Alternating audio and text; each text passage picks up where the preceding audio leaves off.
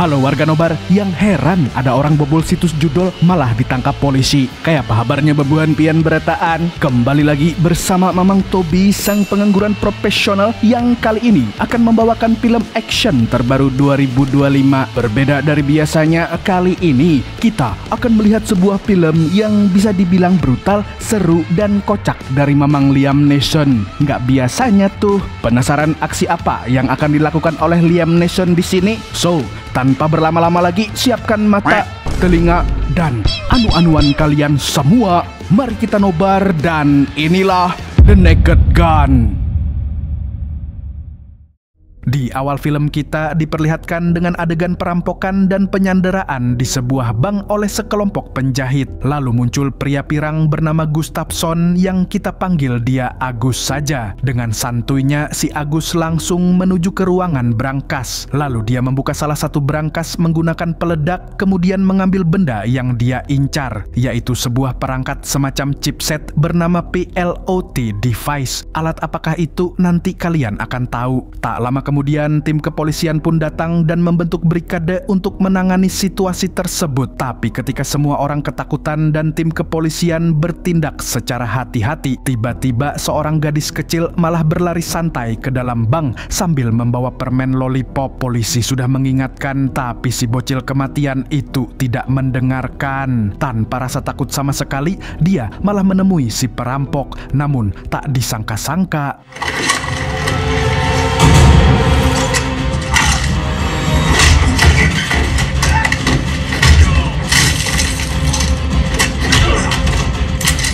entah ilmu apa yang dimiliki, bocil itu tiba-tiba berubah menjadi akang Liam Neeson yang langsung menghajar para penjahit sendirian.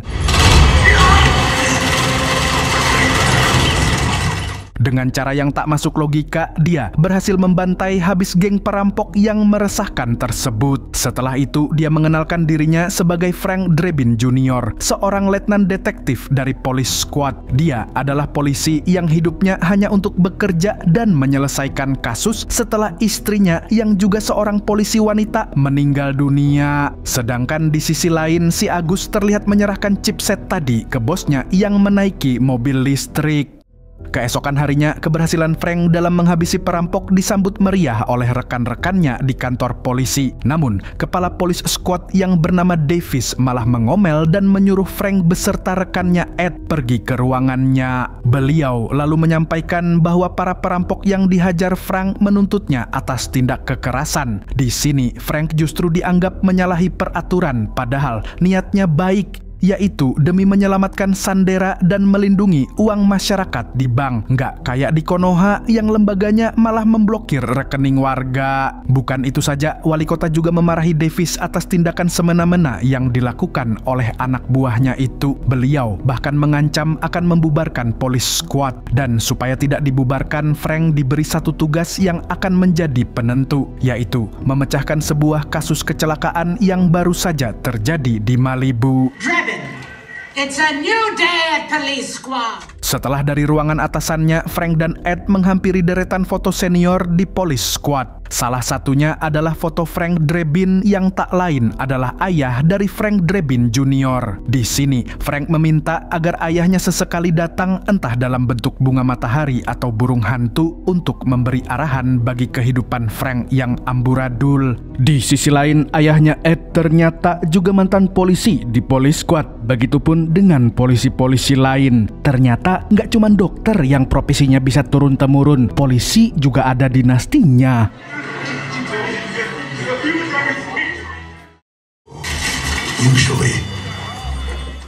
Singkat cerita, Frank dan Ed pun tiba di TKP kecelakaan tunggal di Malibu. Polisi lain telah datang lalu menyerahkan penyelidikan kepada Frank. Korban diketahui bernama Simon Davenport yang mengendarai mobil listrik keluaran terbaru dari perusahaan Eden Tech. Lalu saat diperiksa lebih lanjut, mereka melihat botol obat di dekat korban. Frank juga menemukan sebuah korek api bergambar macan. Berdasarkan bukti dan keterangan saksi, Frank lantas menetapkan kecelakaan tersebut sebagai kasus lockout permanen dari kehidupan alias COD sama malaikat maut.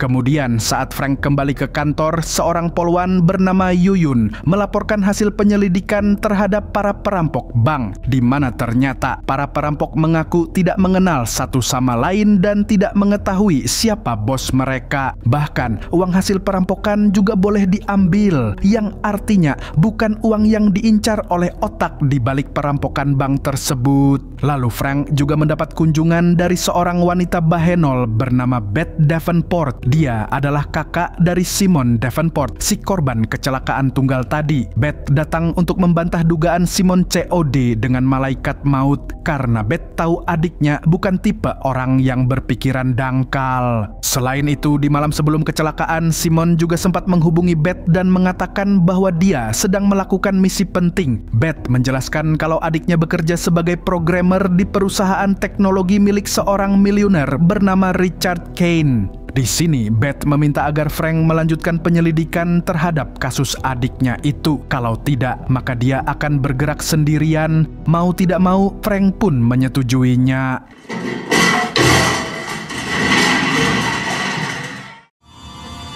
Thanks. Check. Champagne.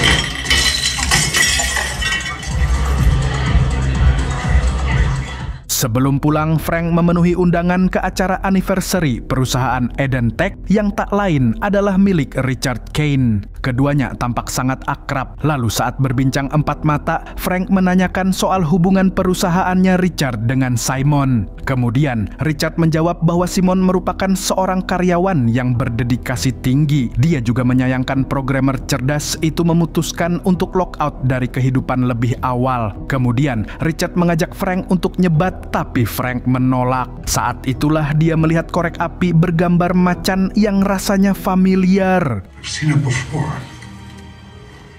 Merasa puas ngobrol, Frank pun langsung pamit pulang. Tak lama setelah kepergian Frank, Richard menghubungi anak buahnya untuk menyiapkan sebuah hadiah untuk Frank.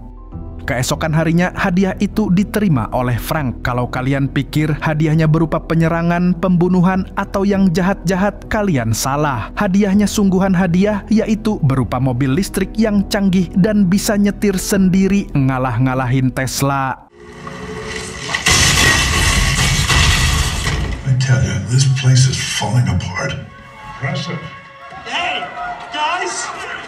Usai menerima hadiah, Frank pun kembali bekerja. Kali ini dia menginterogasi salah satu tersangka perampokan bank yang kita panggil dia Paijo. Awalnya Paijo membantah kalau dia berada di lokasi perampokan. Namun, Frank mempunyai bukti kuat berupa rekaman kamera yang ada di badannya. Tapi sebelum ke sana, kita diperlihatkan bagaimana kecerobohan dan kesembronoan Frank. Dari yang dia kebelet boker waktu menilang pelanggar lampu lalu lintas, sampai menembakkan senjata saat sedang antre di toilet. Ya, intinya Paijo terbukti sebagai salah satu penjahit. Karena terpojok, akhirnya Paijo mengaku kalau dia bekerja untuk seorang mafia teknologi yang sangat berbahaya. Dia diberi tugas membuat kericuhan dan menguras uang selagi tangan kanan dari mafia itu mengambil sesuatu dari salah satu brankas. Lalu saat mengetahui nama pemilik brankas nomor 595 yang menjadi incaran si bos mafia, Frank pun seketika terkejut karena ternyata brankas tersebut milik Simon. Itu artinya kasus perampokan bank berhubungan dengan kecelakaan yang menewaskan Simon. These two cases are one case. Sementara di tempat lain kita diperlihatkan dengan Richard yang sedang mempresentasikan inovasinya dalam bidang teknologi kepada para investor. Dia menggunakan chipset yang dirampok dari brankasnya Simon di awal film tadi, yang mana alat itu dapat mempengaruhi otak manusia menjadi liar dan akan disebarkan melalui seluruh ponsel di dunia. Selagi teknologi itu merusak otak seluruh umat manusia, Richard CS akan bersembunyi di sebuah bunker yang dibuat khusus dengan berbagai fasilitas hiburan. Lalu begitu manusia semakin liar hingga menghabisi satu sama lain, Richard dan kawan-kawan akan kembali untuk menguasai dunia, dan inovasi gila itu dinamai sebagai Project Inferno. Project Inferno. Berdasarkan penemuan tadi, Frank pun semakin tertantang untuk menyelesaikan kasus kecelakaan Simon. Dia pun mencurigai Richard sebagai dalang di balik kejahatan-kejahatan yang terjadi. Demi menyelidikinya, Frank pergi ke sebuah bar milik Richard, di mana menurut informasi, bar itu menjadi tempat terakhir yang dikunjungi Simon sebelum kecelakaan. Hal tersebut dibenarkan oleh bartender bar. Namun, saat ditanyai lebih lanjut, bartender jamet itu malah sembrono sehingga Frank yang kesal tanpa babi bu memberinya pelajaran. Berkat itu, si bartender pun akhirnya menunjukkan letak ruang pemantau CCTV. Tapi sayangnya, ruangan itu dijaga ketat oleh anak buah Richard. Di sini, Frank tak sengaja melihat Beth yang ada di bar itu juga. Beth lalu menghampiri Frank dan mengatakan bahwa dia serius tentang akan menyelidiki kasus kecelakaan adiknya sendirian tanpa melibatkan polisi. Beberapa saat kemudian, Richard datang dan menyapa Frank seperti teman lama. Richard tampak tertarik saat melihat Beth yang seksi membahenol. Tapi karena identitas Beth sebagai kakaknya Simon harus dirahasiakan, nggak pakai bubur merah putih, nggak pakai selamatan, Frank spontan mengubah namanya jadi Cherry Roosevelt. Cherry Roosevelt. Singkat cerita, Frank dan Beth pun bekerja sama. Beth akan mengalihkan perhatian Richard selagi Frank menyusup ke ruang CCTV. Namun, untuk masuk ke ruang itu, Frank harus menghabisi penjaganya terlebih dahulu. Wow, this place is amazing. Well, that's wonderful news. You're much too sophisticated for the likes of Frank Drebin. Frank yang berhasil masuk kemudian mengendap-endap berusaha sepelan mungkin melangkah. Tapi ya, karena dasarnya dia ini ceroboh dan ini film komedi, ada saja kejadian di luar nalar. Hingga tak lama kemudian,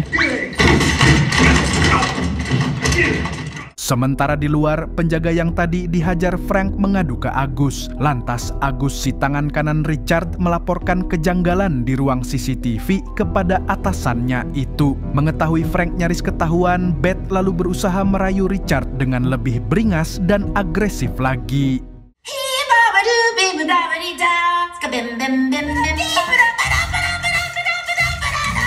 Rayuan Beth yang brutal itu sukses mengambil perhatian Richard. Sedangkan di ruang lain, Frank juga tak kalah brutal menghadapi para pengawas CCTV. It's a lot like jazz music. A scat like...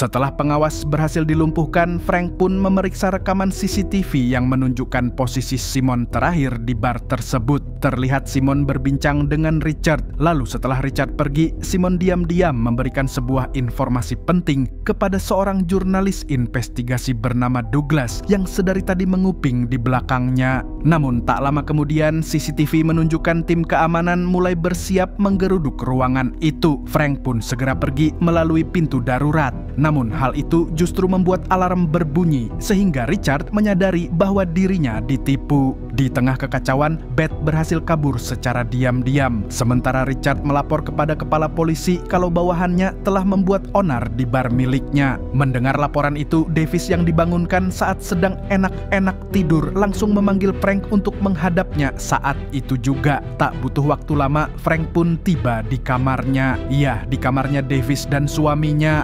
Davis langsung memarahi Frank habis-habisan karena telah mengganggu Richard yang merupakan donatur terbesar untuk kota. Bahkan, Frank juga mendapat skorsing selama 2 minggu, padahal sudah berusaha menjelaskan bahwa Richard adalah dalang di balik kecelakaan yang menewaskan Simon. Dan dia juga mafia teknologi yang berniat melakukan kejahatan global. The real, lo punya duit, lo punya kuasa. We're all rooting for you, Ronald. Give him hell tomorrow. Saat pulang, Frank dikejutkan oleh Beth yang tiba-tiba sudah berada di apartemennya. Dia datang untuk menagih hasil dari misi mereka di bar. Beth pun mengeluarkan jurus rayuan mautnya hingga Frank tergoda, lalu mereka semakin dekat, bahkan mulai menceritakan kehidupan pribadi satu sama lain. Tanpa mereka sadari, si Agus Pirang mengintai dari rooftop gedung seberang menggunakan teropongnya yang canggih dan bisa menembus gorden Kak Jill.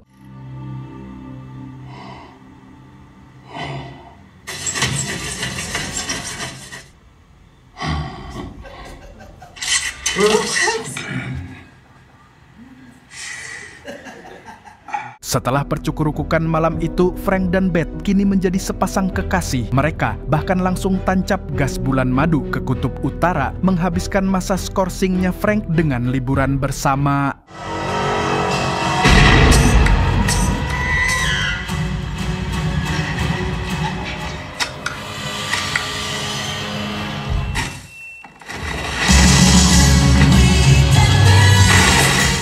Begitu masa skorsingnya selesai, Frank langsung kembali bekerja. Dimulai dari menyelidiki jurnalis bernama Douglas yang sempat bertemu Simon di malam terakhirnya. Namun, saat mendatangi apartemen Douglas, Frank tak menemukan tanda-tanda kehidupan. Dia justru menemukan cairan merah di lantai serta sebuah kertas yang tulisannya menyuruh siapapun yang membaca untuk mengambil pisau di atasnya. Setelah itu, kertas selanjutnya menyuruh untuk merekam namanya dan mengatakan kalau dia sudah melakukannya.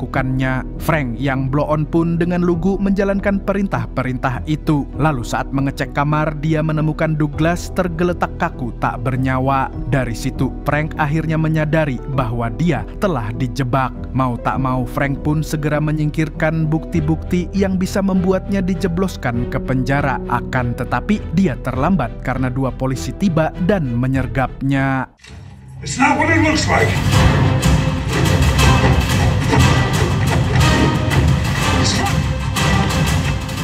Dengan keahlian parkurnya yang di atas rata-rata, Frank berhasil kabur naik mobil listrik pemberian Richard. Namun tak disangka-sangka, mobil canggih itu tak mau menuruti perintahnya karena sudah dikendalikan oleh Richard. Ternyata semua ini adalah rencana jahatnya Richard. Setelah menjebak Frank agar dituduh sebagai pembunuh Douglas, dia juga berniat membunuh Frank dengan mengarahkan mobil itu menuju laut di ujung jalan.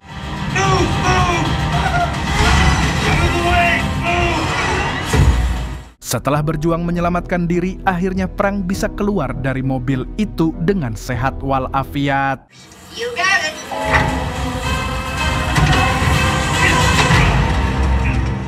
Kemudian, Frank segera menghubungi Ed untuk memberi kabar tentang nasib sial yang menimpanya. Di sini, Ed memberitahu bahwa Frank menjadi buronan kepolisian. Selain itu, Ed juga memberi kabar buruk bahwa police squad yang sedang diupayakan Frank agar tetap bertahan hari ini juga resmi dibubarkan. Mendengar itu, Frank pun merasa bersalah dan berjanji akan memperbaiki ini semua secepat mungkin. Namun, Frank akan melarikan diri terlebih dahulu sebab selain dikejar polisi, nyawa Frank juga menjadi incaran Richard CS.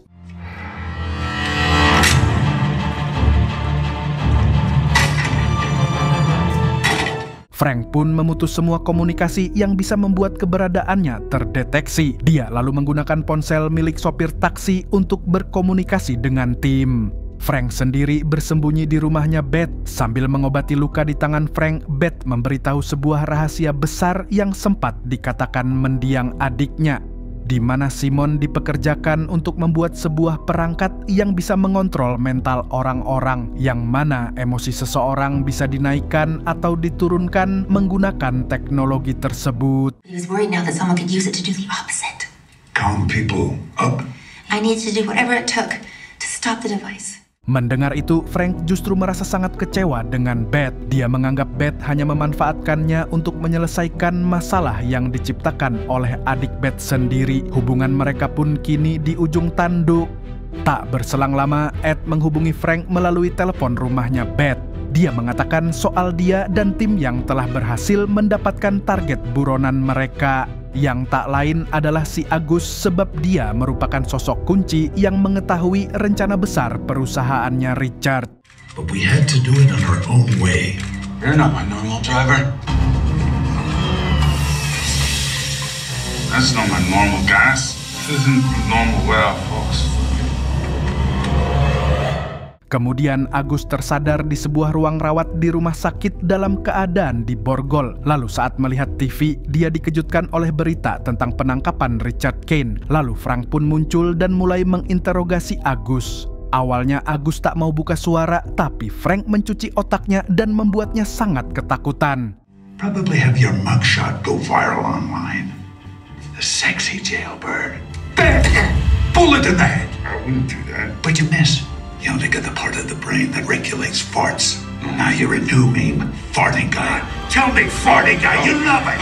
Tell me, you love it. Setelah dibuat ketakutan setengah mati, Agus pun akhirnya berkata jujur tentang Project Richard yang bernama Project Inferno, yaitu sebuah misi mengurangi populasi manusia di bumi menggunakan teknologi yang bisa memancarkan gelombang pengontrol otak manusia menjadi liar dan tak terkendali. Agus juga mengatakan bahwa aksi gila itu akan diluncurkan di pertarungan tinju dunia WWFC pada tengah malam nanti. Usai Agus membongkar itu semua, Frank pun mengungkapkan bahwa rumah sakit ini hanya tipuan. Aslinya, ucapan Agus telah direkam dan dipantau oleh para anggota Police Squad. Namun, tak disangka-sangka Frank sendiri juga dijebak oleh Yuyun yang berniat meringkusnya dengan tuduhan pembunuhan jurnalis Douglas. Yang mengejutkannya lagi, Yuyun juga ditangkap atas kasus penyuapan terhadap pemilik gedung.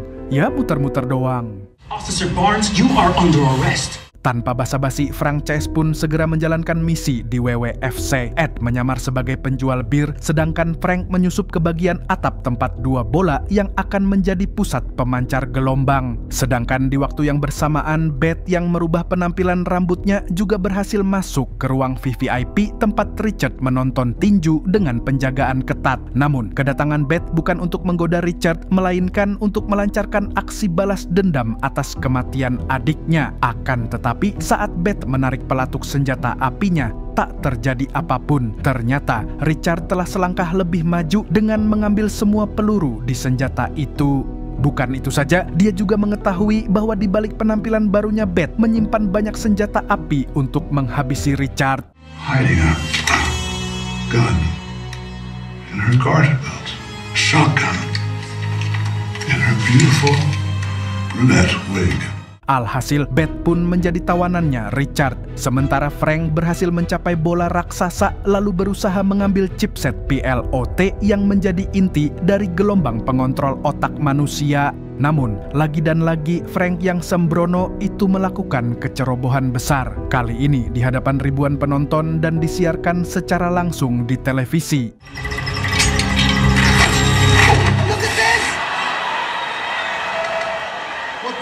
Going on? Themselves are pale white, sprinkled with cinnamon, a loaf of unbaked bread, wearing an afro wig.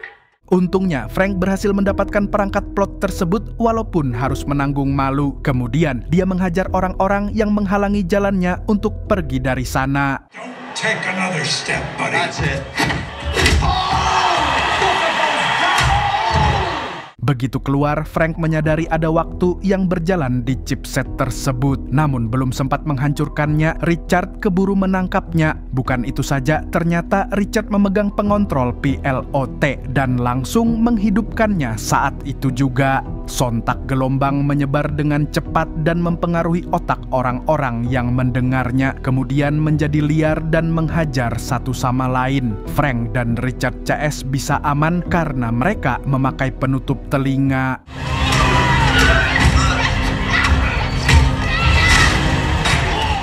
Seperti zombie, semua orang saling gelut, sedangkan Richard CS segera kabur menuju bunker. Namun sebelum geng motornya berangkat, Richard mengatur remote dan membuat Frank sebagai target utama serangan para zombie yang marah-marah itu.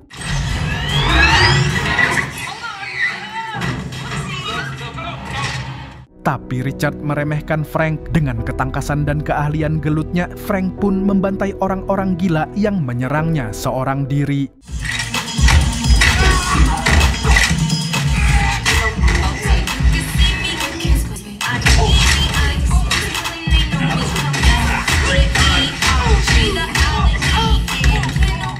Setelah berhasil lolos, Frank lalu mencuri mobil yang ada di dekatnya. Tapi sayangnya, mobil itu tidak bisa dinyalakan. Ketika Frank panik karena targetnya semakin jauh, saat itulah dia melihat seonggok burung hantu hinggap di tiang lampu. Sesuai permintaan Frank kepada ayahnya di awal film tadi, Frank menganggap burung hantu itu adalah jelmaan Frank Drebin Senior yang akan membantunya menghabisi Richard. Lalu layaknya sinetron-sinetron siluman di Indosiar, Frank dibawa burung hantu terbang dan mengejar Richard.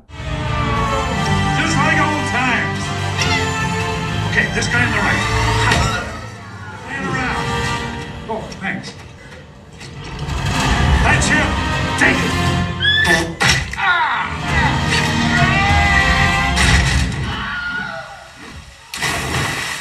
Frank pun berhasil melumpuhkan semua anak buah Richard sekaligus membuat Richard terpojok. Begitu mereka saling berhadapan, kini waktunya Frank dan Richard untuk buy one. What the hell? Have you ever actually been in a fight before? Kemudian, Richard berencana kabur dengan cara terbang menggunakan teknologi yang ada di kedua lengannya. Namun, rencana itu digagalkan oleh nasib sial.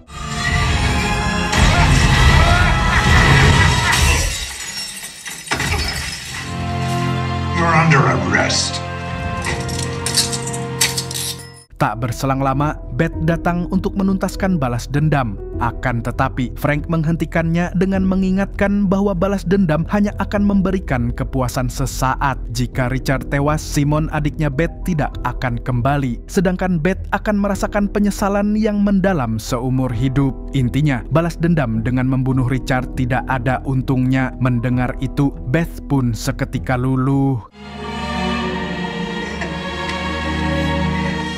Di tengah suasana harunan romantis, masih ada masalah yang harus diselesaikan, yaitu semua orang masih menggila seperti zombie dan menghajar satu sama lain dengan brutal. Lantas Beth mengambil remote pengontrol dari kantongnya Richard. Kemudian dia mengatur gelombangnya ke mode turun sehingga emosi semua orang langsung mereda. Mereka bahkan saling berpelukan dan saling menyayangi.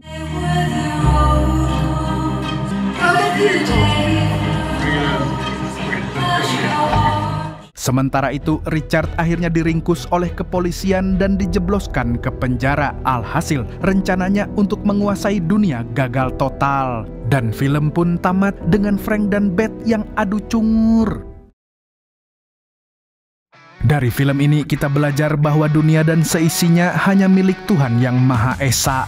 Buat warga nobar semua, kalau kamu suka alur film yang gak masuk logika kayak gini, like dong ah. Komen keanehan apa yang kamu temukan di video kali ini. Dan share videonya lah ke grup WhatsApp keluarga besarmu kalau punya. Segitu dulu dari Mamang Tobi, sang pengangguran profesional, mengucapkan sampai jumpa di video selanjutnya. Nah, kalau begitu, burung kuntul pamit undur diri.